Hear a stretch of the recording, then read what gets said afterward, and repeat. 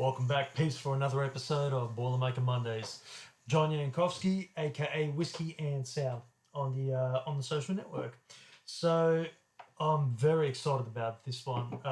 It's funny because I always coming in with the beers and beers first, and then I'll worry about my whiskeys afterwards. And I've got Purvis beer to thank for that in Richmond because I went there and done a massive shop up of just all random stouts, porters, New England IPAs, and just whatever I can get my hands on, really. That I thought, you know what, I'm gonna, make a few episodes out of a few of these. So show me what you got. And the boys there said straight off the bat, well, we've got your first few 1,500 episodes covered. Knock yourself out. There's all those. So, and one of them that caught my attention was this bad boy here, which is Dessert in a Can. For those of you that don't know what this is, so this is a Norwegian brewery, and they do a Dessert in a Can series of Imperial Stouts. And this one in particular is chocolate peanut butter caramel brownie. Sounds decadent and fun nevertheless. So that's Amundsen, Amundsen Brewery in Norway. And once again, this is another one that I haven't tried before, so I'm very curious to see what this does, and I'm more so curious to see what I compare this back with. So, without any further ado, I'm going to pick a nail that I can be able to crack that open with, and give this a shot. So, lovely. Cool. Fits in the glass just nice. Right. Oh, wow, that is... Oh, that is exactly what it is. It is chocolate. It is peanutty. It is caramelly. It's all of it. Whatever's going, that is actually dessert in a can. That smells bloody amazing. And so what are we coming in at? We are coming in at 10.5% ABV. So that's awesome. That's, really cool. Now, I've got a suspicion I compare this back with so many things already because the toffee notes there, or the caramel notes there.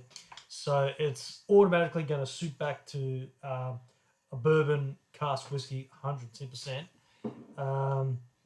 Chocolatey and peanut buttery. So, it's like oh man, that is, I can't get how they've nailed everything on the nose. That's just perfect.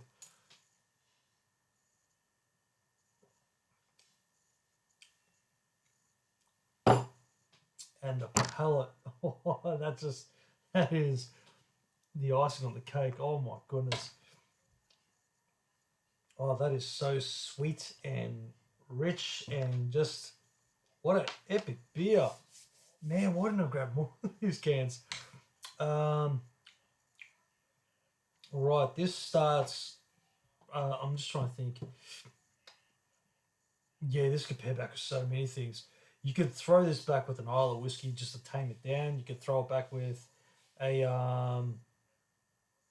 you could throw it back with any just fresh, Highland or a Lowland whiskey. Really, that is a bourbon cask release that just has further emphasis on the caramel, make it an absolute caramel bomb.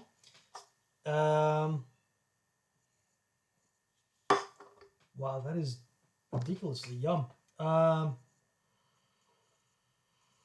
I'm going to finish this before I even get a whiskey talk. Alright, so you know what? I'm going to go... I've got to consult the liquor cabinet over there and see what I can get my hands on that's going to pair back with this. So hold that thought for a split second.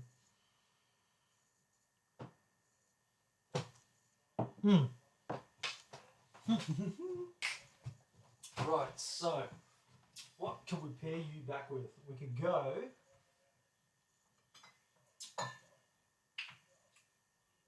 We could pair you back with that. We could pair you back with that. Let's pair you back with that.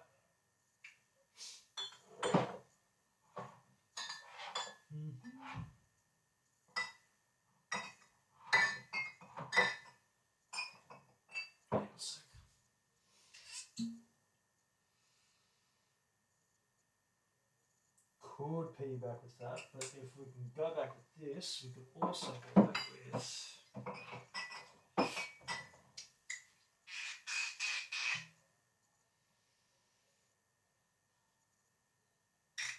Oh, actually, silly me. Why didn't I think about you earlier? Alright, so I got a few. Right. Don't mind me at all. So, there's a few choices that I've got here. And for those of you that were quick to see what all that was about, right, there's a couple of things I could pair this back with. So, there's either on the nose, yeah, maybe not actually. Maybe not that one in particular. However, we could do it back with. I might just pour a couple of these and actually take my time with it. So let's go. 1, 2, and 3. Right. So Exhibit A is going to be Bladnoch Whisky Boilermaker House Edition. So now this is an 18-year-old Moscatel cask. Now we can either go that. Yeah, see, that will definitely bring the fruit element into that, and you can use that as a cut Boilermaker. So I might see how that goes back with that. And I'm looking for another excuse to have that drain anyway. So, all right, so that's going to be Exhibit A. We'll call that one. Exhibit B will be a Old Kempton Distillery release cask strength stout cask. So I figure, you know what, Imperial Stout. Let's try this as well. So that can be Exhibit B. Nice little healthy pour of that as well. So you know what, it's Monday night. It's been a hell of a Monday. Exhibit B, beautiful. I'm going to make it a real good Monday night. And Exhibit C is going to be McHenry's single malt cask from Tasmania, which is a 100 litre Maker's Mark American Oak, Port French Oak Blood Tub. This is a lot of butterscotch on the nose and on the palate actually, so I'm thinking maybe it might further work in with complementing the Brownie side of things and adding that butterscotch element to it. So we'll see how that one goes. So, because that is the young. Actually, you know what? Because this one's been open for a fair bit. It's had a bit of airtime. I'm gonna get straight into McHenry's and see how that one goes with this. So, yeah. All right, let's warm that one up. These, I tell you what, the colder nights are really playing, which is good for the whiskey because it means that they keep cool. But to open them up, warm them up a little bit, takes a little bit of airtime. So no, it's all right. But this McHenry's whiskey is a real fun one that I experienced in Tassie for Tassie Whiskey Week 2019 when I was there back in, not May, I was there for the distilling course for that one. Back in August 2019, I got to try some of this whilst I was staying at, what was the, Hadley's Orient. So if you're ever in Tassie, and yeah, like if you're not from Tassie and you're down that neck of the woods, Hadley's Orient, they're a real fun place to stay at. They've only ever been, brilliant with myself and my wife as far as customer service is concerned. Got real cool beds, real cool, like just awesome Victorian style rooms, and like they're right in the heart of the city. Everything's walking distance So very convenient. And they've got a real cool whiskey bar there too. And it's a great place to try some of the local stuff. And if you don't have enough of the local whiskey there to try, you're walking distance from the Lark Bar. And also Salamanca as well. So like you're walking distance from Evolve, you're walking distance from Gold Bar. Take your pick. Anyway, moral of the story was Haley's Orient was where I first tried McHenry's whiskey for the first time, and also where I tried Spring Bay whiskey as well, the ex-bourbon cask.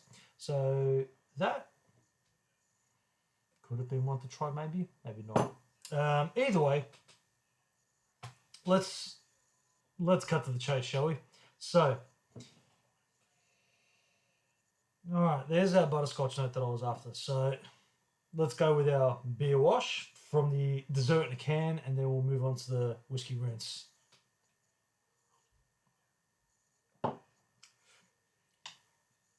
Oh, that is such a fun beer. Why did I not grab any more cans than that? Okay.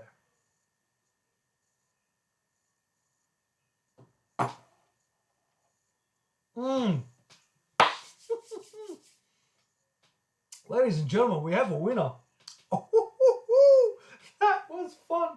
That was such an awesome pairing. What? Yeah. Man. Sorry, I'll get back to you guys later on tonight. Alright. So, this is the pairing for the night. McHenry's dessert in a can. That is just butterscotch poured all over it like it's sticky date pudding. That is just amazing. Oh, man. The aftertaste. That's just epic. Sam Lucardi, if you're watching this, you've got to try this. Get your hands on dessert in a can, and this whiskey is just, oh, man, that just works so well. All right, I'm going to go into a whiskey wash now, and then I'll do a beer rinse and see what that does. But already, that's set the tone just with that first wash and rinse. That's just, oh, man, that is such an exciting Boilermaker. My goodness. Yeah, all right, I'm going to enjoy this.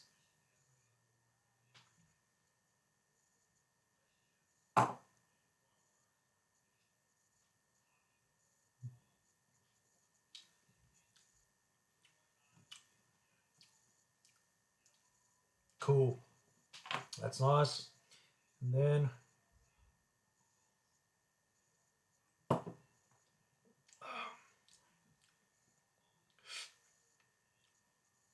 I seriously could not have picked a better bloody pairing. That is just absolutely phenomenal. That works so well.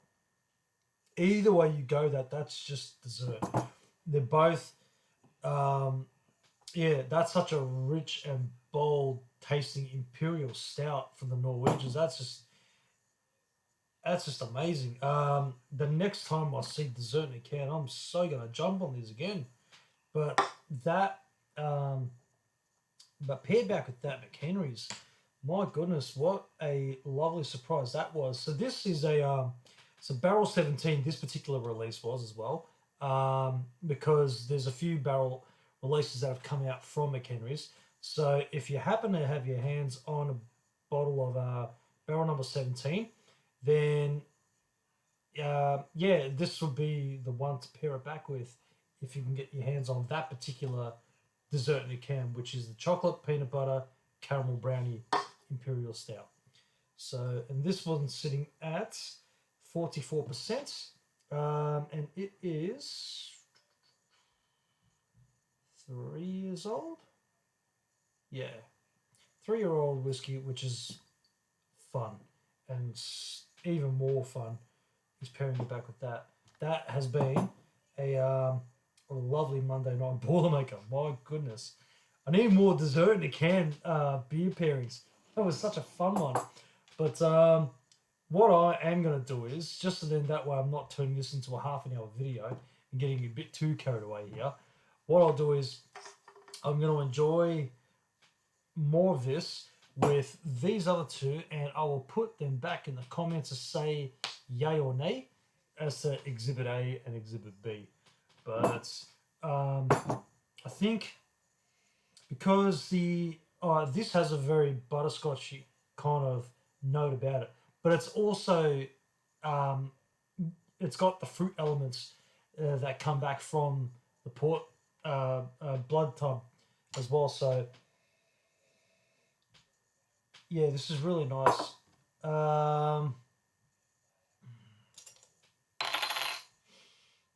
But it will be quick. Oh, I'm curious about this Moscatel cast. That's why. Really, really curious.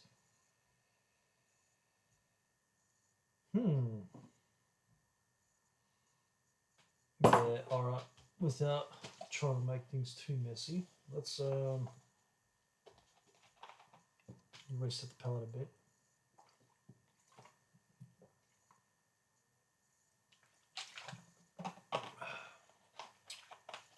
Now, as a disclaimer, always drink responsibly.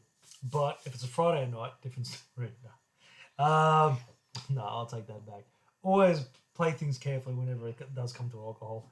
I know it doesn't take much to get a bit loose on the drinks afterwards. So, yeah, respect alcohol for what it is. Anyway, so this one is the Bladnoch Select Cask Boilermaker exclusive, or Boilermaker House exclusive, I should say. And I'll tell you what, they've actually been pretty spot on with their releases, because their first release from the Speak Easy group was the Highland Park 14-year-old Mjolnir release for the Mjolnir restaurant. Then the second release that they come out with was the Boilermaker House release, which was the 18-year-old Moscatel cask from Bladnoch. So, looking forward to any further releases from those guys too. All right, time to go for the plunge. So I'm gonna do this time around. I'll do a whiskey wash and a beer rinse firstly with this particular one. So.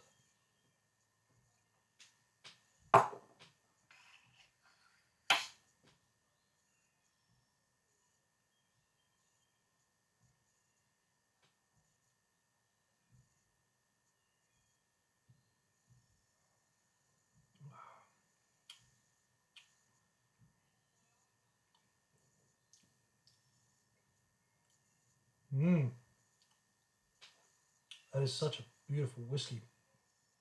Such a beautiful whiskey. And that's only just, with that much time in the glass, that's still a gorgeous whiskey.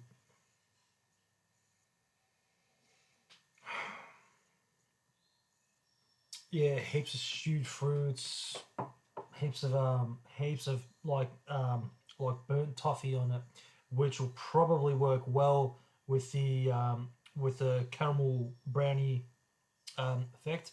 Now the peanut butter might also have a real cool element mixing with the jam, or like with the fruits in this from the Moscatel, creating like a peanut butter and jam. Might be a few things going on with this pairing actually. The more I think of it, it'd be like caramel explosion or caramel toffee explosion combined with a peanut butter and jam sandwich, combined with some chocolate over the top of it all. So yeah, I might just cut the pellet with this one once more. And this is as well sitting at 48.3%. So yeah, I don't want to get too carried away with this one, because it's an easy one to get carried away on too.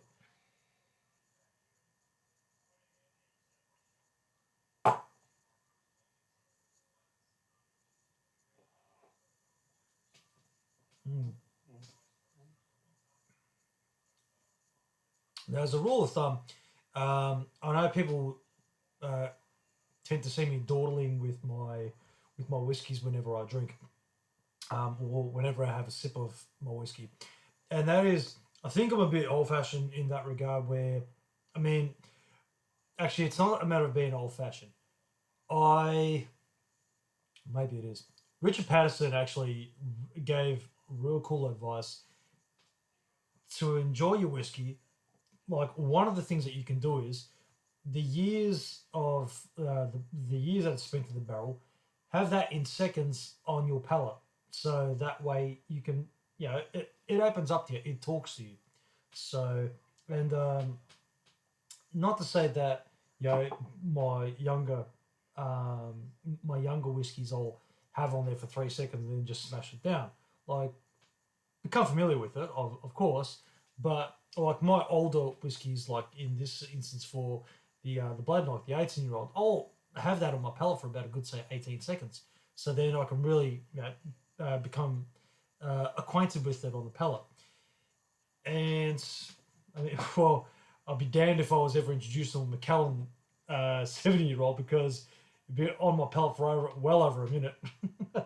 But anyway, I'll talk about that. We'll get into the beer and see what that does on the palate alongside the Bladnoch.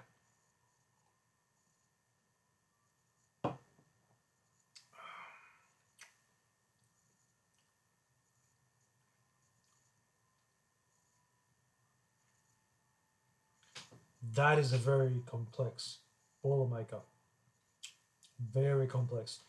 Turned it exactly as I thought it was going to be, like what I thought it was going to turn itself into, and it was a caramel explosion.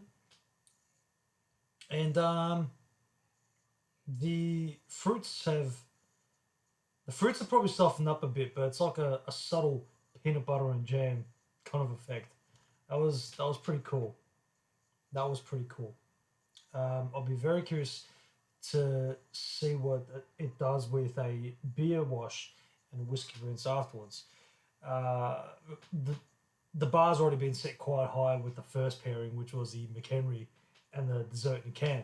So we'll see what the Bladnoch, or how the Bladnoch pairs up to this. All right, so we'll do beer first, and then so beer wash, whiskey rinse on the Bladnoch, and the dessert can.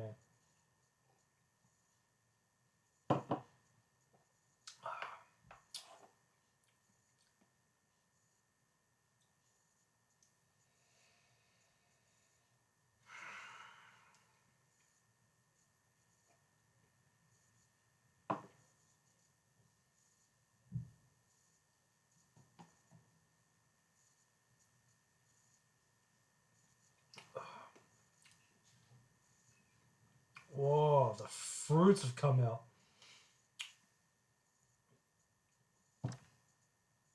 No, that's just evolved. That's just changed again. Oh, as that finish is just progressing, so much more is happening with that beer. Wow, that's another epic. That's a very epic pairing.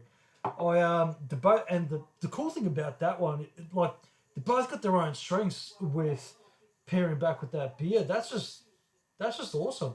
Um, Damn, I need to find me some more of this. I know I keep saying that in most of these episodes, but I legitimately need to find more of these cans. Um, yeah, if you ever stumble across dessert in a can, get your hands on them. And yeah, it works with Australian whiskey. It works with Scotch whiskey. But either way, that was a brilliant pairing. That's um, do I have a favorite between the two? I will say no, because they're both as equally as epic as, they're paired up to be, really, because that just become a decadent dessert, like almost turning it into like a sticky date pudding, really. This just become a very complex explosion of fruits and dessert together, really. So that was a very well paired whiskey, and beer. Truth be told, though, they did pair this back with a spiced amber ale. Um, uh, Black Hops, I think, brought out a exclusive called Knockout. So I really need to revisit that one, because the first time I tried it, I didn't like it. Didn't really connect with me too well. So I actually wouldn't mind getting my hands on some more of that and trying that out, just to see how that compares with something like this. But this absolutely worked a treat. I am so baffled with how this particular beer responded with those particular whiskies. That's just amazing. Right, so this episode went a little bit on the overtime sort of things, but you know what? I have absolutely no regrets because it was a fun pairing nevertheless.